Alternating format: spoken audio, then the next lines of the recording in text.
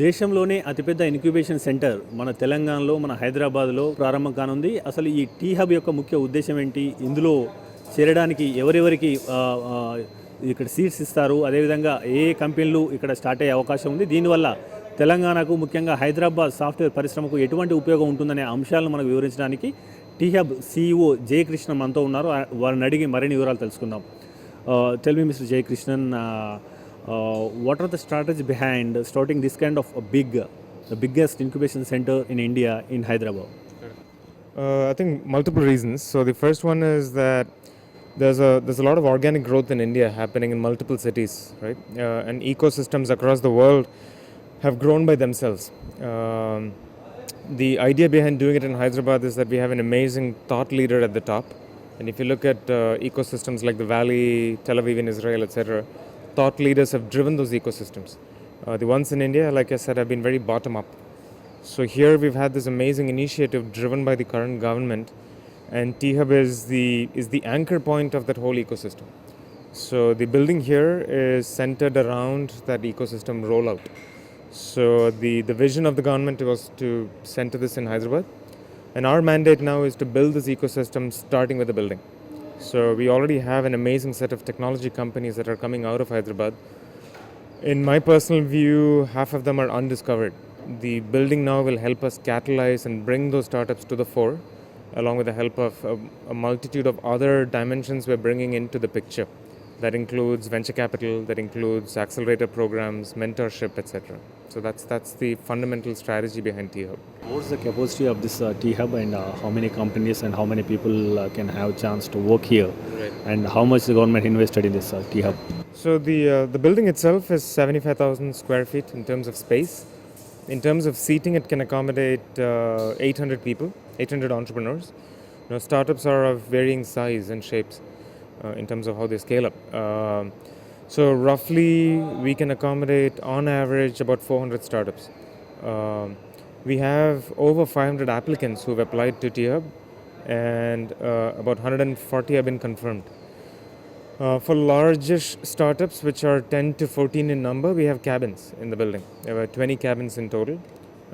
And we are over capacity in terms of the number of applicants. We have over 70 applicants for these cabins already. So we're putting in a fairly interesting diligence process to filter out these startups to make sure some of the top-notch startups make it into the building. Now, that being said, the term for each of these companies to be in the building is for 6 months, extensible by another 6 months, totaling 1 year. And the idea behind that is every startup out there gets an opportunity to come into T-Hub. So what are the unique features of this ecosystem? What one can get more if we start here? Right. So the big difference is that if you look at clusters of innovation across the world, right, and clusters of ecosystem build-outs across the world, broadly it can be mapped based on growth and based on diversity of the sector. In India, we've not seen a massive diversity in terms of diversity of the sector.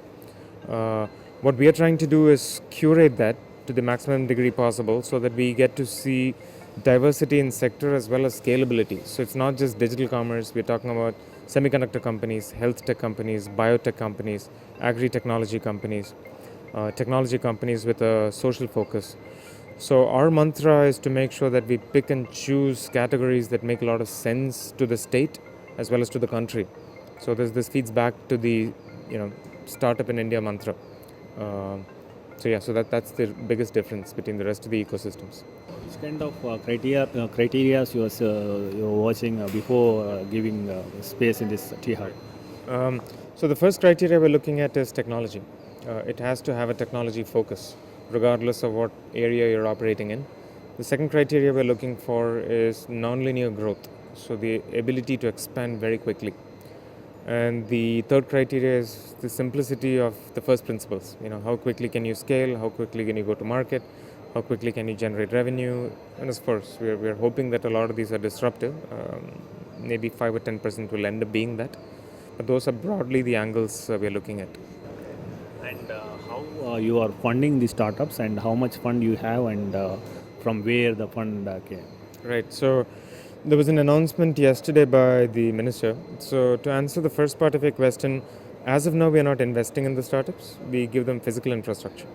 So to take you one step back, the biggest challenge that entrepreneurs and startups in this country they face are access to infrastructure, access to mentors, and access to capital. The idea behind T-Hub is to provide all those three. So the building takes care of the first piece, access to infrastructure. The capital is the second piece that's going to come into the picture, and we're hoping that it happens in the next 2 quarters. Once that's done, we'll be investing in startups as well. So that's the innovation fund that the government spoke about recently, which is a 100 crore fund, I believe.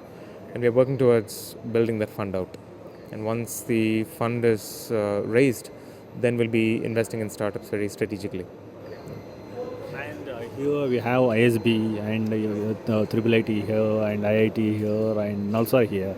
So do we have this kind of system anywhere in the world to encourage the startup and to give encouragement to the startup? Yeah, it's a great question. I'm pretty certain in India there isn't. I've seen quite a few in the US that have a similar model. A lot of them are driven out of academic incubators within the US. So the benefit of having ISB, Triple IT, and NALSA on our board is that they bring sectoral focus as well as strategic advantage to these startups. So we're already working with all three of them to get programs in place which will help these entrepreneurs get past the valley of death, so they can overcome hurdles in the early stages. So yeah.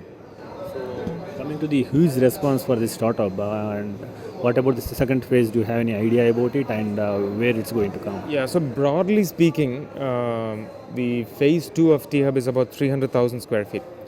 Like I said, this is about 75,000 square feet. So that's going to be significantly larger, 4.5 times bigger than this place.